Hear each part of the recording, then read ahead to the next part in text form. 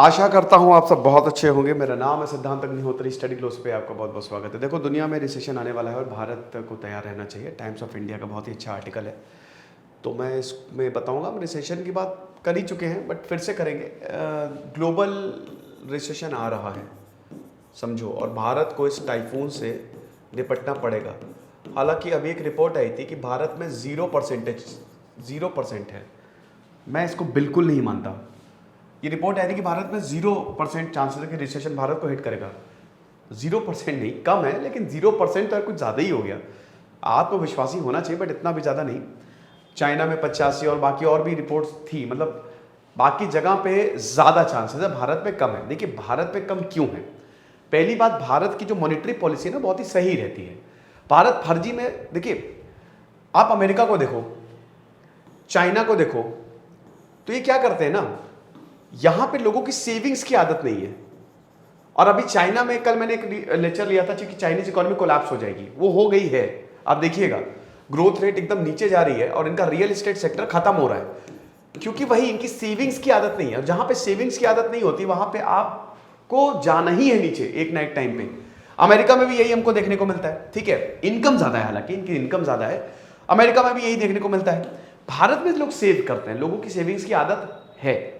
दूसरी चीज, अब क्योंकि भाई ये रिस्क टेकिंग कंट्रीज हैं, तो हर जगह इन्वेस्ट करता है। अमेरिका में हर कोई इन्वेस्ट कर देता है, भारत बहुत ही सोच समझ के इन्वेस्ट करता है, ठीक है।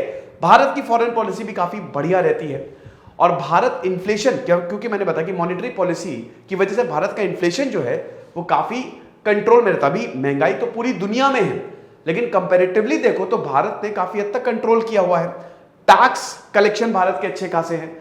लेकिन ये सब तो पॉजिटिव पॉइंट्स हैं, नो डाउट ये पॉजिटिव पॉइंट्स है। भारत इतना ज्यादा डिपेंडेंट भी नहीं है पूरी दुनिया पे। देखिए, भारत में इतनी अच्छी खासी खेती होती है कि अगर कुछ भी हो जाए तो हम डिपेंड हो जाएंगे। देखिए, भारत सबसे ज्यादा तेल मंगाता है बाहर से। तुम ना हटाओ तेल, लेकिन तेल अगर मान लीजिए नहीं मंगाए, देखिए जैसे अगर तेल जरूरी इसलिए है क्योंकि तेल से ही एक जगह से दूसरी जगह जा रहे हो, पूरा ट्रांसपोर्टेशन वहीं से हो रहा है। तो अगर तेल के दाम जाएंगे, तेल के दाम ऊपर जाएंगे, तो आपके सब चीज में महंगाई बढ़ेगी। समझ गए आप? इसका ये अल्टरनेटिव है कि आप हाइड्रोकार्बन से शिफ्ट हो के आप इलेक्ट्रिक एनर्जी पे जाओ, आप न्यूक्लियर एनर्जी पे जाओ। ये एक बहुत बड़ी प्रॉब्लम है। जैसे भारत में मान लीजिए अगर सब कुछ इलेक्ट्रिक व्हीकल से चलता, सब कुछ इलेक्ट्रिसिटी से चलता या न्यूक्लियर से चलता तो बहुत बढ़िया होता, बट फिर भी आपको तेल की जरूरत है। लेकिन दिक्कत क्या है कि भारत का जो डॉलर है वो लगातार नीचे जा रहा है। मतलब भारत का जो रुपया है कंपेरेटिव टू डॉलर, वो लगातार नीचे जा रहा है। 74 से 80 रुपए पे आ गया है। $1 इक्वल टू 80 रुपए, और अभी वो और नीचे जाएगा। तो एक तो ये कंडीशन बहुत गड़बड़ है, बहुत ज्यादा गड़बड़ है, क्योंकि हम बाहर से मंगा रहे हैं। दूसरी चीज, हमारा फिस्कल डेफिसिट जो है FRBM के हिसाब से 2.5% के आसपास रहना चाहिए था, बट वो 6% से ऊपर चला गया है। तो हमारा फिस्कल डेफिसिट जो है वो बढ़ रहा है। अब उसको वैसे तो मोंटेक सिंह आलूवालिया ने काफी सुझाव दिए हैं। उन्होंने बताया है कि भैया उसको 5% पे तो कम से कम लेके आओ। 0% चांसेस है 5% लेके, तो मुश्किल होगा।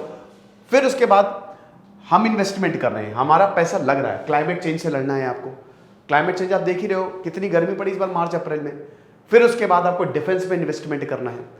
तो ये सारी चीजें की वजह से, और उसके बाद फिर हम ऐसा भी नहीं कि पूरी दुनिया पे नहीं, जैसे चाइना पे बहुत ज्यादा डिपेंडेंट है अभी भी, अमेरिका पे बहुत ज्यादा डिपेंडेंट है, और हमारा सर्विस सेक्टर यहां पे काम करता है अमेरिका में।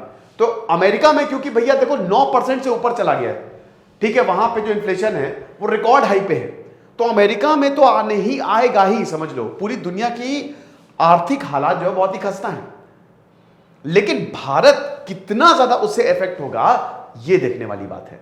ज्यादा इफेक्ट नहीं होगा, ये भी है जो कि मैंने आपको रीजंस बताए। बहुत ज्यादा इफेक्ट नहीं होगा। अभी भी भारत जो है, आप देखो, फास्टेस्ट ग्रोइंग इकोनॉमी है। मैं व्हाइट बोर्ड समझ लिया था, ये तो वो है पीपीटी पे मैंने किया हुआ है ये। तो भारत अभी भी अगर आप देखो तो फास्टेस्ट ग्रोइंग इकोनॉमी है। जीडीपी ग्रोथ की प्रोजेक्शन आप देख लो 7.4% से ग्रो करेगा।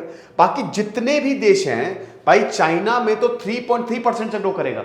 चाइना का ग्रोथ रेट गिरता जा रहा है। ये जो आपको देश दिख रहा है ना, इनका ग्रोथ रेट ऐसे जा रहा है, मतलब साल दर साल गिर रहा है। भारत का ग्रोथ रेट अच्छा है, ऊपर जा रहा है, ठीक है। तो ये है। अमेरिका में आप देखो 2.3% के आसपास। तो अभी भी भारत की इकोनॉमी जो है वो फास्टेस्ट ग्रोइंग है, लेकिन फिर भी भारत को तैयारी करनी पड़ेगी और आई एम श्योर सरकार इस पे कदम ले रही है। लेकिन सरकार अब सब पे ही टैक्स, भैया पनीर और आटे सब पे टैक्स लगा दी, जीएसटी 5% लगा दिया, अब वो भी सही नहीं है। अब ये देख सकते हो भारत की अगर बात करते हैं इकोनॉमिक ग्रोथ 2021 की, तो आप देखिए कितनी ये धड़ाम से नीचे गई, ठीक है। ये ईयर ऑन ईयर बेसिस पे कंपैरिजन किया जाता है। अब ये देखिए -6%, फिर ये ऊपर गई 8.9% के आसपास। ये ईयर ऑन ईयर है, ये मतलब कंपेयर किया जाता है कि उसके मुकाबले इतने परसेंट बढ़ा है, ठीक है, मतलब पिछले साल के मुकाबले इतने परसेंट बढ़ा है। तो ये एनुअल ग्रोथ आप देख सकते हैं ऐसे फ्लक्चुएट कर रही है। ये बहुत इंपॉर्टेंट ग्राफ है। भले ही आप देखो, आप जीडीपी अगर देख रहे हो तो ये नीचे जा रही है, ये ग्रोथ रेट भले ही आपका ऊपर जा रहा है, लेकिन जो डेफिसिट है ना वो बढ़ता जा रहा है। फिस्कल डेफिसिट भैया 6.4%, होना 2.5% के आसपास चाहिए एक्चुअल में, लेकिन ये 6.4% के आसपास पेक किया हुआ है और ये यहां देख रहे हो 9% तक चला गया था। तो ये बड़ी डेंजरस बात है। ये वाला जो हिसाब किताब है ना, इसको कंट्रोल करने की जरूरत है। उसके बाद अमेरिका का जो इन्फ्लेशन रेट है वो बहुत तेजी से ऊपर गया है, 9.06%। अमेरिका में महंगाई बहुत ज्यादा, और जैसा कि मैंने बताया कि अमेरिका अगर छींकता है तो पूरी दुनिया को जुकाम होता है। तो ये है भारत क्या करे, भारत क्या कर सकता है। भारत भाई इंटरेस्ट रेट्स को मैनेज कर सकता है, जो कि वो ऑलरेडी कर रहा है, लेकिन वो एक लिमिट तक ही कर सकता है। अभी आरबीआई ने अपने विदेशी मुद्रा भंडार से भी डॉलर्स खर्च करने का निर्णय बनाया है। देखिए फॉरेन इन्वेस्टर्स स्टॉक मार्केट में बहुत ज़्यादा डिपेंड करेगा, क्योंकि अगर स्टॉक मार्केट डाउन होता है, डाउन क्या होगा, इकोनॉमी सही नहीं है तो पैसा यहाँ से इन्वेस्टर जो है वो अपना निकालना शुरू कर देंगे, और जहाँ पे पैसा निकालना शुरू किया तो भारत के लिए बहुत बड़ी प्रॉब्लम। अभी रुपये इसीलिए नीचे गया है क्योंकि इन्वेस्टर्स ने अच्छा खासा पैसा निकाला है अपना, ठीक है। आप क्या कर सकते हो, सेव कर सकते हो। सेविंग्स इंपॉर्टेंट है बहुत ज़्यादा। अभी थोड़ा सा बिना बात के आप खर्चा ना ही करें, कोशिश करें कि जितना हो सके बचाएं, क्योंकि अभी आने वाला समय जो है वो खतरनाक होने वाला है, थोड़ा सा तो खतरनाक। देखिए भारत, मैंने क्या बताया, भारत पे इतना ज़्यादा इफेक्ट नहीं पड़ेगा, बट पड़ेगा। ये भी नहीं कि इफेक्ट ना पड़ेगा, क्योंकि हम भाई ग्लोबली कनेक्टेड हैं। तेल हम बाहर से ही मंगा रहे हैं, तेल हम यहाँ पैदा नहीं कर रहे हैं, ओके। तो हमारा तेल भी निकल सकता है। तो इसीलिए इन सब चीज़ों का ध्यान रखना है, प्लानिंग करनी है, बहुत अच्छे से प्लानिंग करनी है। देखिए बाजार में मंदी रहती है, बाजार में मंदी रहेगी, ये पार्ट ऑफ दी वही है ना कि जैसे जिंदगी में नहीं सुख और दुख आते रहते हैं, लेकिन याद रखिएगा जब दुख खत्म होता है तो सुख बहुत बढ़िया होता है। देखिए मार्केट जब डाउन होता है, जब रिसेशन खत्म होता है ना, तो उसके बाद मार्केट में बहुत तेजी आती है, बहुत जबरदस्त तेजी से मार्केट, मतलब बहुत बढ़िया तरीके से मार्केट ऊपर जाता है।